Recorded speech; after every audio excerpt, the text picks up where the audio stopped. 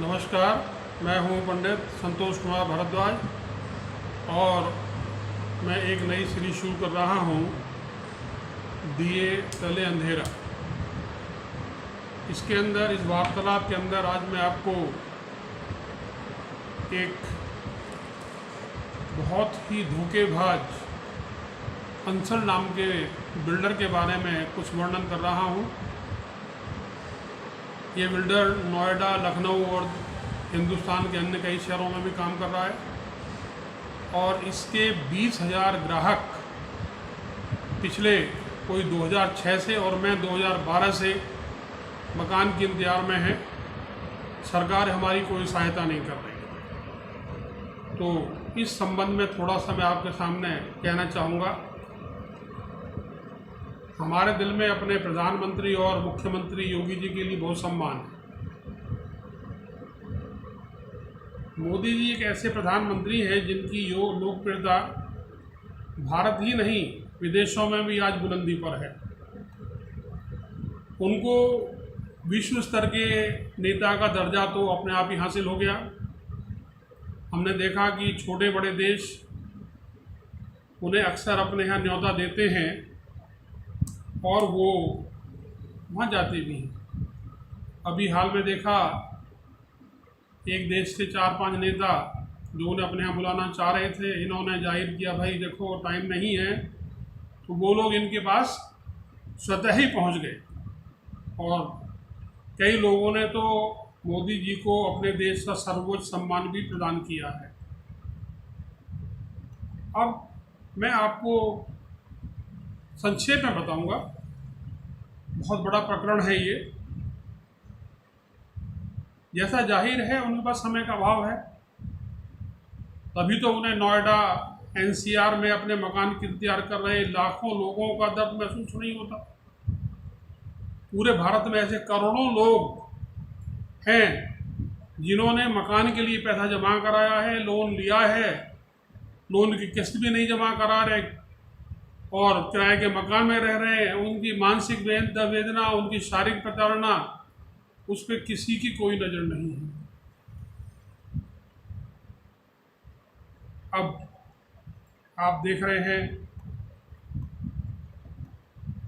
शाहीन बाग, कभी किसान आंदोलन, कभी अग्निपथ, इसके अलावा राम मंदिर, काशी विश्वनाथ, ज्ञानव्यापी, कृष्ण जन्मभूमि जैसे मुद्दे। अब जनता का ध्यान भटकाने के लिए पर्याप्त है। जनता इन्हें वोट देती है, उम्मीद करती है कि धरातल से जुड़कर हमारी समस्याओं का समाधान होगा। मैं सत्य कहता हूँ, बार बार कहने के बावजूद, रजिस्टर्ड लेटर भेजने के बावजूद, इनके ऑनलाइन साइट्स के ऊपर मैसेज भेजने के बावजूद कोई कार्यवाही नहीं होती।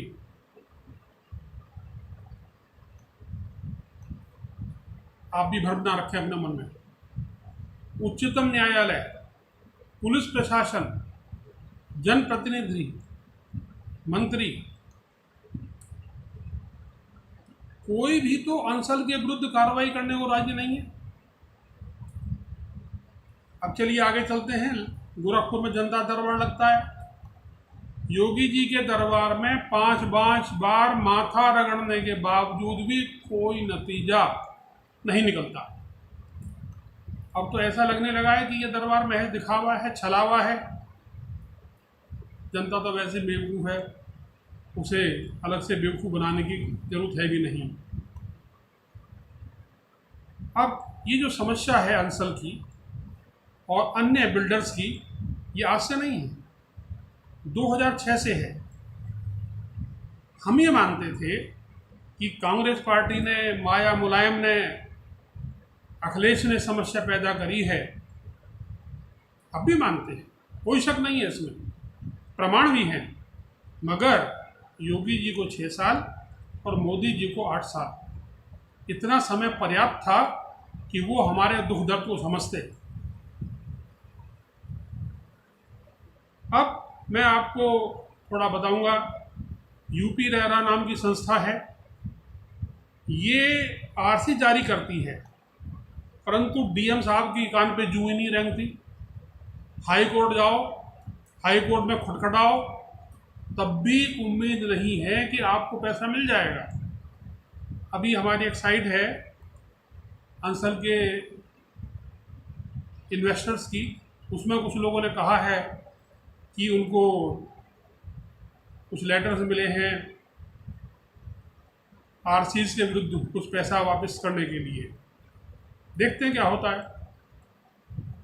अब यहाँ पर हम देख रहे हैं कि रेरा और कंज्यूमर फोरम नोएडा में, अन्य क्षेत्रों की बात नहीं कर रहा, क्योंकि मैंने देखा कि गुड़गांव, बम्बई, इनमें रेरा और कोर्ट के निर्णय हमारे यहाँ के निर्णयों से बिल्कुल अलग हैं।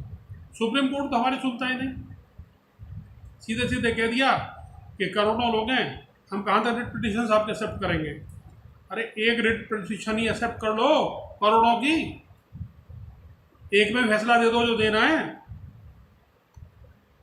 यूपी रेरा की नोएडा शाखा प्रतिपक्ष से प्राप्त कोई भी साक्षी प्रस्तुत नहीं करती। मैंने मेल के द्वारा अनेकों प्रमाण उपलब्ध कराए, मगर रेरा ने कोई भी मेल का कॉग्निजेंस नहीं लिया। ऐसे प्रमाण हैं जिनको किसी भी हालत में नकारा नहीं जा सकता। मैंने अंसल को भेजे, अंसल का मुंह बंद है, बोलने की हिम्मत नहीं है इन लोगों की। अब बहुत इंतजार करने के बाद आखिरकार ऑनलाइन सुनवाई हुई। पीठासीन अधिकारी महोदय हैं बलवंत सिंह, जो अब रिटायर हो गए हैं। अब जैसे ही मेरा मामला आया तो बोले अंसल के वकील ए के शुक्ला से, भाई देखो तुम्हारे मामले जैसे ही आते हैं सामने मेरा दिमाग खराब होना शुरू हो जाता है। खराब होने की बात ही है। वैसे मैं बलवंत सिंह को सन 2002 से जानता हूँ। मैं पहले भी एक दो बार केस लेके गया हूँ और सफलतापूर्वक उनका निपटारा करवाया है। अब यहाँ से जो कोर्ट है वो ग्रेटर नोएडा पहुँच गया। 40 किलोमीटर गाड़ी चलाना, 40 किलोमीटर गाड़ी चला के वापस आना और पूरे दिन भूखे प्यासे वहाँ मरना बड़ा मुश्किल हो गया है। It is really very difficult. अब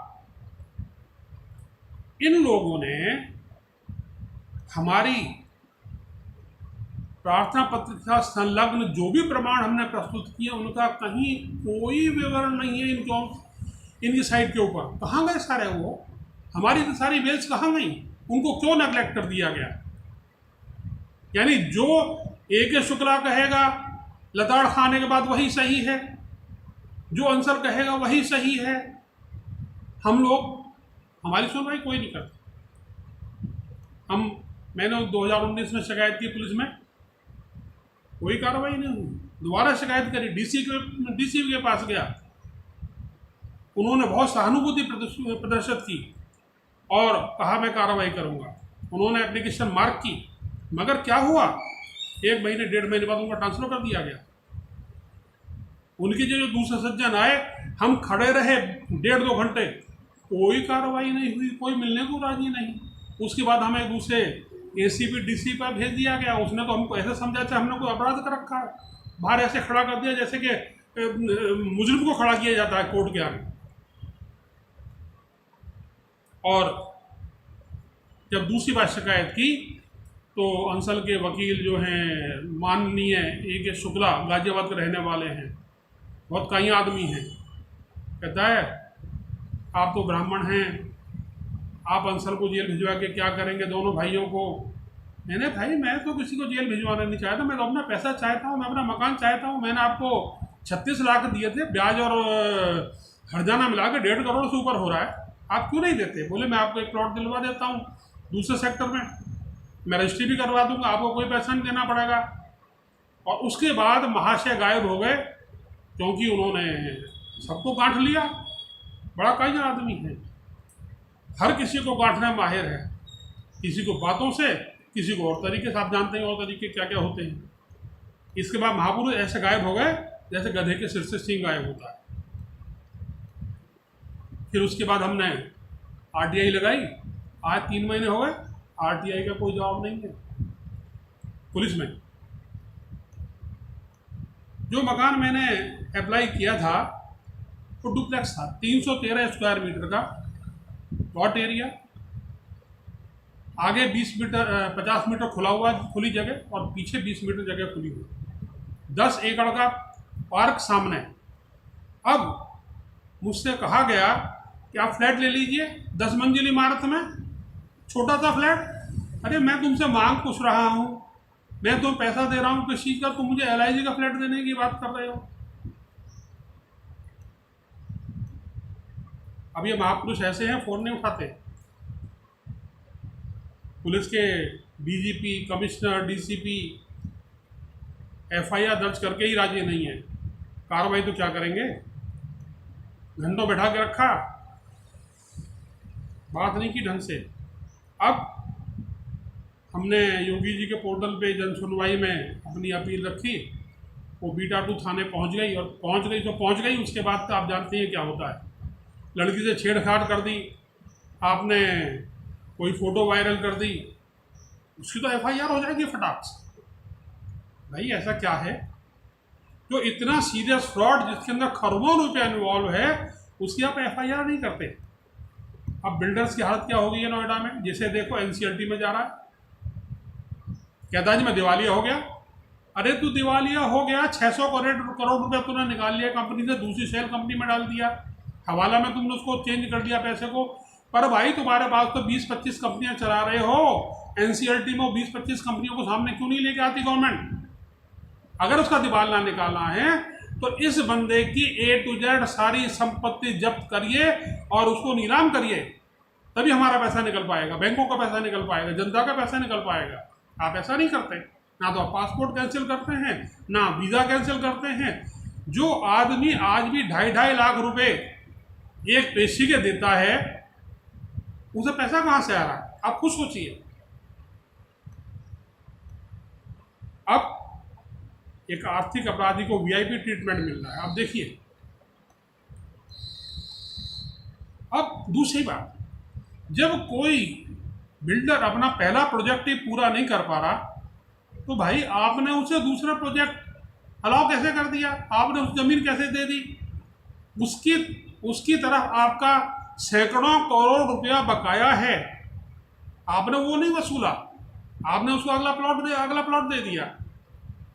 उसकी संपत्तियों, जो प्लॉट्स है, जो फ्लैट उसने बनाए, उनकी रजिस्ट्री नहीं हुई, लोगों को घर में घुसा दिया गया, ना बिजली है ना पानी है, लिफ्ट है तो काम करती नहीं है, और वो बिजली का जो है वो जो पैसे मांगते हो देना पड़ता है, डबल मीटर की व्यवस्था नहीं है, कहीं बेसमेंट में पानी भरा हुआ है और कहीं दूसरी मंजिल पे सांप पहुंच जाता है।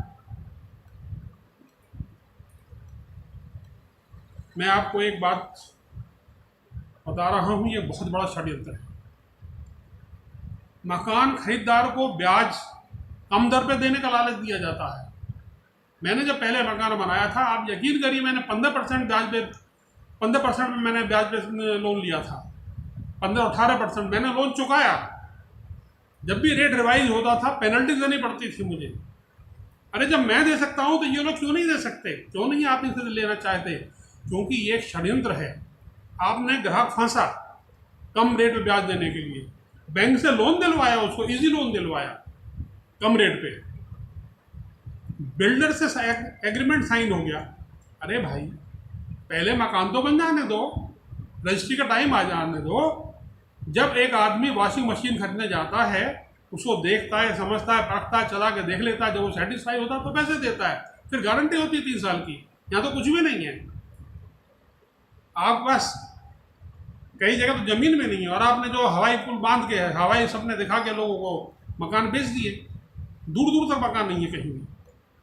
अब चलिए थोड़ी सी दूसरी बात करते हैं। JP नड्डा, ये महापुरुष BJP के प्रधान हैं। ये दूसरी बात है, इनके विरुद्ध कितनी कहानियाँ हैं, आप सुन के हैरान हो जाएंगे। ये जब सरस्वती विद्या मंदिर में आए हमारे यहाँ सेक्टर 12 नोएडा में, इन्होंने कहा कि हम मोदी जी से प्रार्थना करेंगे कि वो इस मुद्दे पर ध्यान दें। अरे भाई फरवरी में आप आए थे, मार्च अप्रैल मई जून 4 महीने हो गए, आपके कान पे जून ही रेंग रही, तेल डाल के सो रहे हो क्या आप?